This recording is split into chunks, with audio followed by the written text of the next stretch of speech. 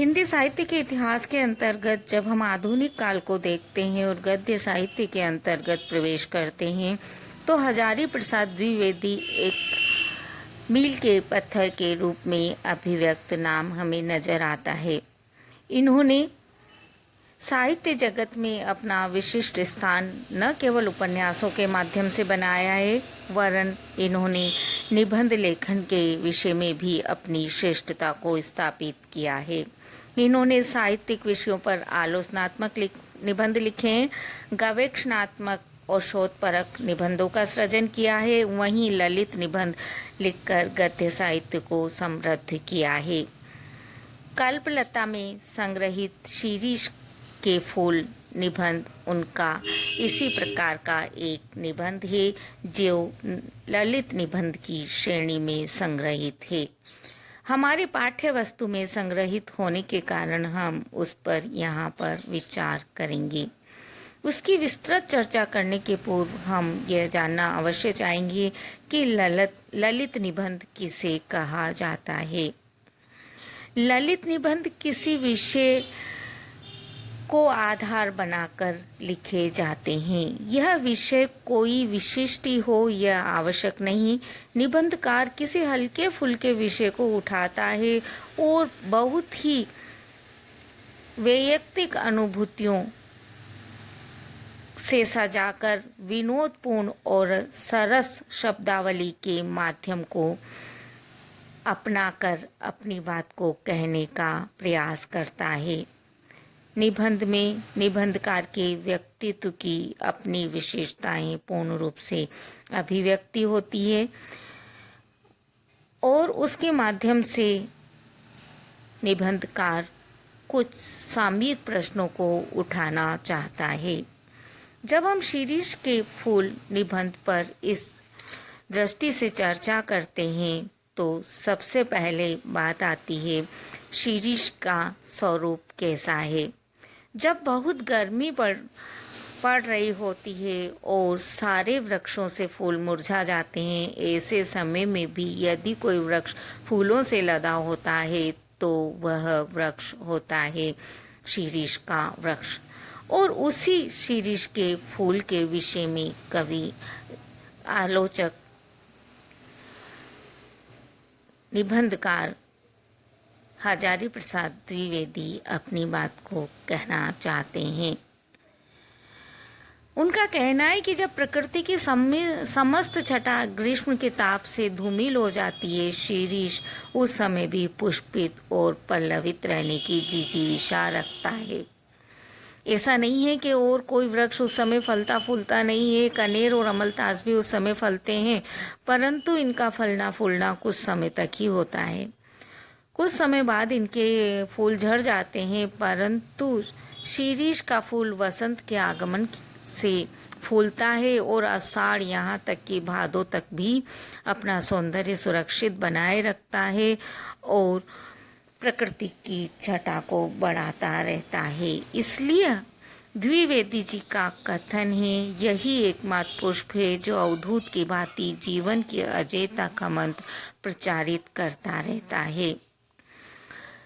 द्विवेदी जी ने साहित्यिक विरासत को भी ध्यान में रखकर संस्कृत साहित्य में शिरीष की चर्चा पर अपनी बात रखी है और उन्होंने अभिव्यक्ति दी है कि बृहत संहिता में ये लिखा गया है कि प्राचीन भारत का धनाढ्य जिन मंगलजनक वृक्षों की अपनी वाटिका में चार दीवारी के पास लगाया करते थे, उनमें शिरीष भी एक था। द्विवेदी जी का अपना मत है कि शिरीष की चर्चा सबसे पहले कालिदास ने की है। शिरीष का फूल संस्कृत साहित्य के अंतर्गत बहुत कोमल माना गया है और कवियों ने ये समझा है, उसी को मानकर उसी को स्वीकार करते हुए कि शिरीष बहुत ज़्यादा कोमल होता है।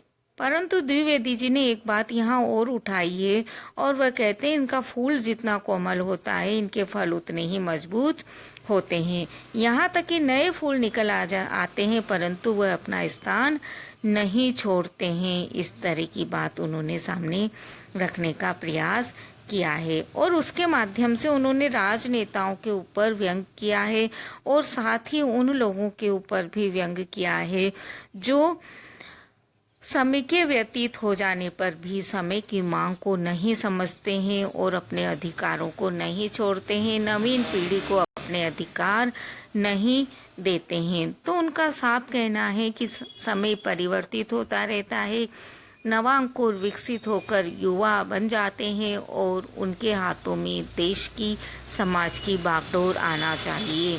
जो वृद्ध हो जाते हैं उन्हें समाप्त होना है, उनकी परंपराएं अब वक्त के अनुसार पुरानी पड़ चुकी होती हैं, इसलिए उन्हें त्याग देना चाहिए और नवीन मान्यताओं को अपना लेना चाहिए। शीरीष के माध्यम से उन्होंने इस दार्शनिक सत्य को बहुत सुंदर तरीके से प्रतिपादित करने का प्रयास किया है।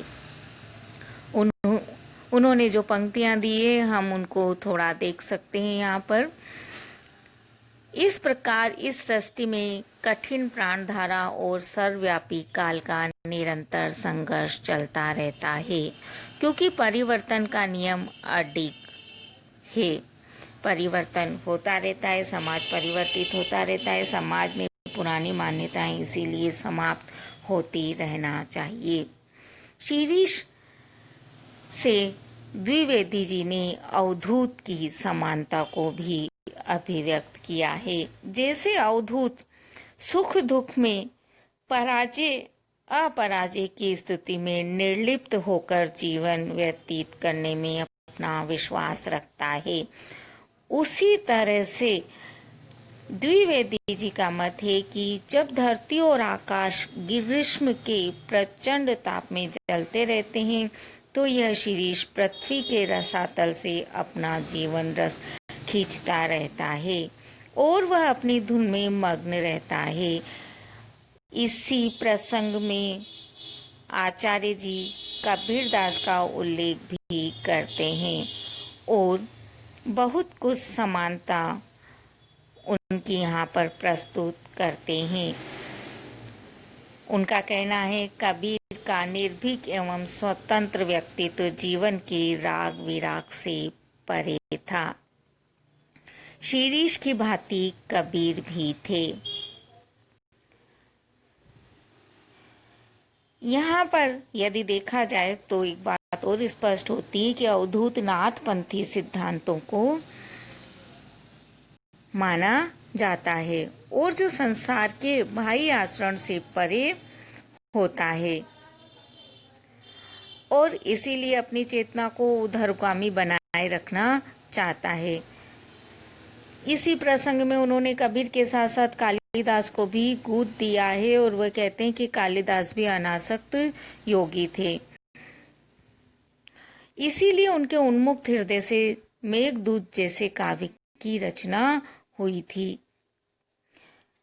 निबंधकार द्विवेदी जी यह भी मानते हैं कि कवि और उनका काव्य तभी श्रेष्ठ होता है जब वह उन्मुक्त और स्वच्छंद हृदय का संवेद मिला जुला स्वर होता है।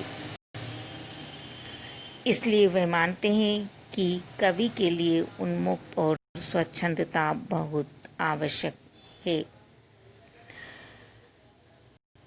शीरीष की भांति कवि को भी उसी स्वच्छंदता के साथ जीना चाहिए, ऐसा उनका मत है।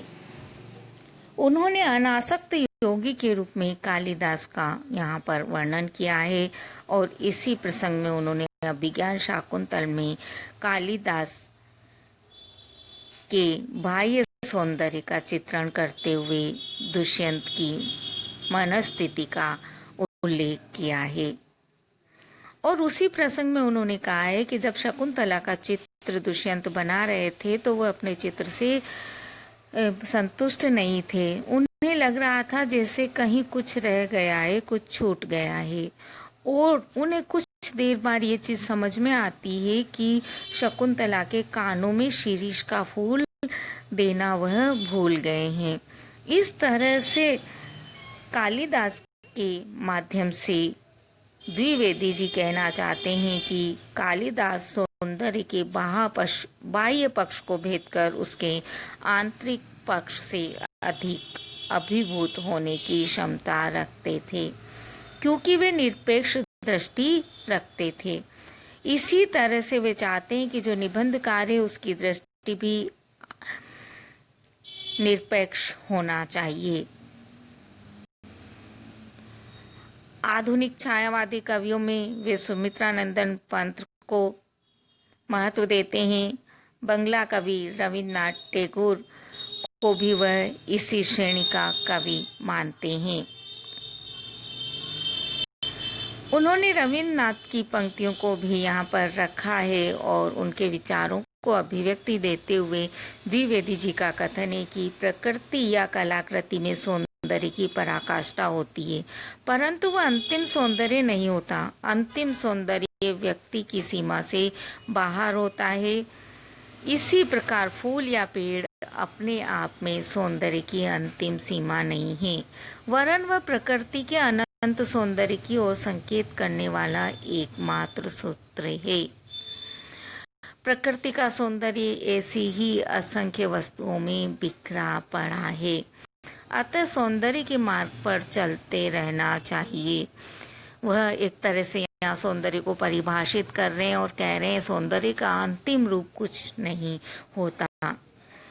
गांधी जी से भी उन्होंने शीरीष की समानता की है, क्योंकि शीरीष की भांति ही स्वतंत्रता से पूर्व भारत की विषम परिस्थितियों में गांधी अपने आप को स्थिर रख सके थे और उन्होंने बाहरी वायुमंडल से रस खींचकर अपने आप को कोमल और कठोर बनाकर अपने व्यक्तित्व की दृढ़ता के माध्यम से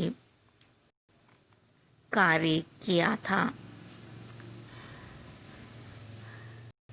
आचार्य हजारी प्रसाद द्विवेदी की दृष्टि में शीरीष का फूल अपने अंदर कई प्रेरणाओं को संजोए हुए है और उसके माध्यम से वे उन तथ्यों को अभिव्यक्ति देना चाहते हैं जिन्हें वे संसार के लिए जीवनोपयोगी मानते हैं। जिन संदेशों को उन्होंने इस निबंध के माध्यम से देना चाहा है वे हैं, व्यक्ति को निश्चिंत होकर मन में शांति बनाए रखते हुए अपना जीवन पूर्ण करना चाहिए, क्योंकि जीवन है तो अनेक समस्याएं भी है, जटिलताएं भी आएंगी और व्यक्ति को अपनी मौज मस्ती के साथ फकड़ानापन के साथ आगे बढ़ते रहना चाहिए, तभी उसे सफलताएं प्राप्त होंगी। समस्याओं में उलझ जाने से उसे सफलताएं प्राप्त नहीं होगी। इसके लिए वे आवश्यक मानते हैं कि व्यक्ति के अंदर अदम्य जिजीविषा होना चाहिए। उसकी ये जो जिजीविषा है, जीवनी शक्ति है, वह जीवनी शक्ति ही उसे जीवित रखती है। जिस व्यक्ति के अंदर जितनी ज़्यादा जीवनी शक्ति होती है वह उतना ही अधिक सफल होकर अपनी जीवन यात्रा पूर्ण कर सकता है, क्योंकि अदम्य जिजीविषा के साथ अपने जीवन को बिताना मनुष्य का प्रमुख कर्तव्य द्विवेदी जी मानते हैं। जिसके पास यह जिजीविषा नहीं होती है या कम होती है वह छोटी छोटी समस्याओं में उलझकर निराश हो जाया करते हैं। इस तरह की बात यहाँ पर द्विवेदी जी रखना चाहते हैं।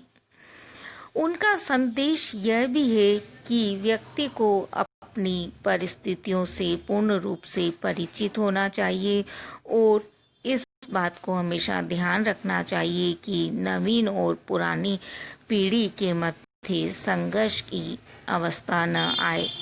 इसके लिए आवश्यक है कि नवीन पीढ़ी के लिए पुरानी पीढ़ी अपना रास्ता छोड़ दे और उनके अनुसार अपने आप को परिवर्तित कर ले।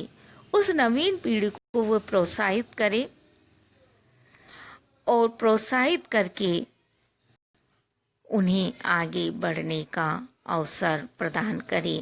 इस तरह वर्तमान समय में आई हुई पीढ़ीगत अंतर की दूरी को उन्होंने यहाँ पर पुराने और नए की पदलिप्सा के उदाहरण के द्वारा स्पष्ट करने का प्रयास किया है और अपनी बात को स्पष्ट किया है। निबंध के माध्यम से द्विवेदी जी ने यह भी संदेश देने का प्रयास किया है कि जिसका जन्म हुआ है उसकी मृत्यु भी निश्चित है। जो शिशु है वह युवक होगा और जो युवक है वह प्रौढ़ होकर अंत में वृद्धावस्था को प्राप्त करके मृत्यु को प्राप्त अवश्य करेगा। तुलसी के माध्यम से उन्होंने इस तथ्य को प्रस्तुत किया है।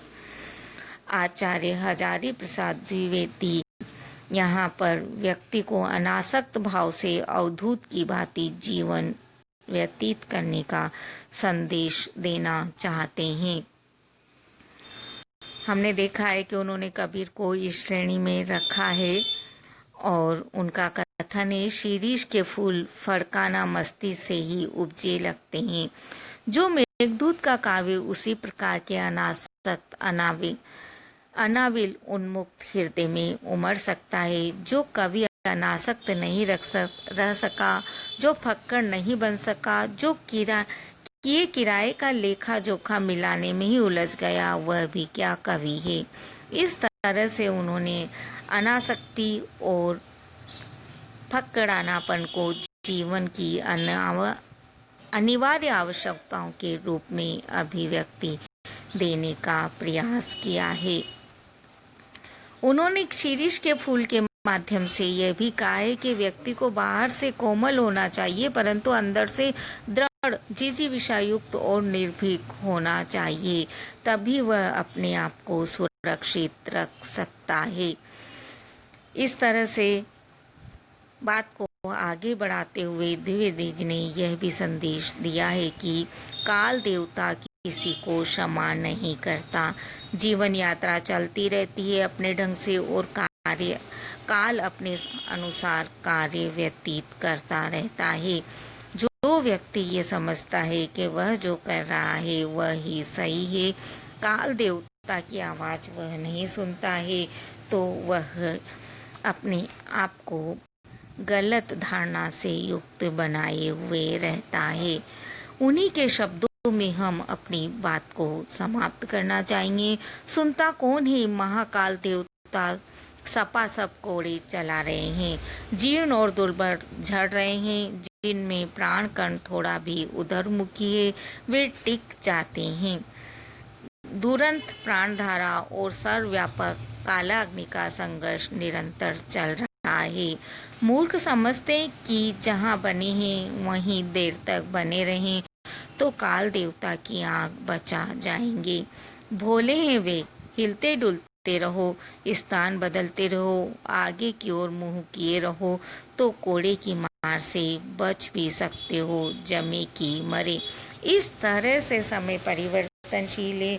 व्यक्ति को बाहर से कोमल और अंदर से जिजीविषापूर्ण होकर पूर्ण शक्ति के साथ समय के अनुसार कार्य करते रहना चाहिए।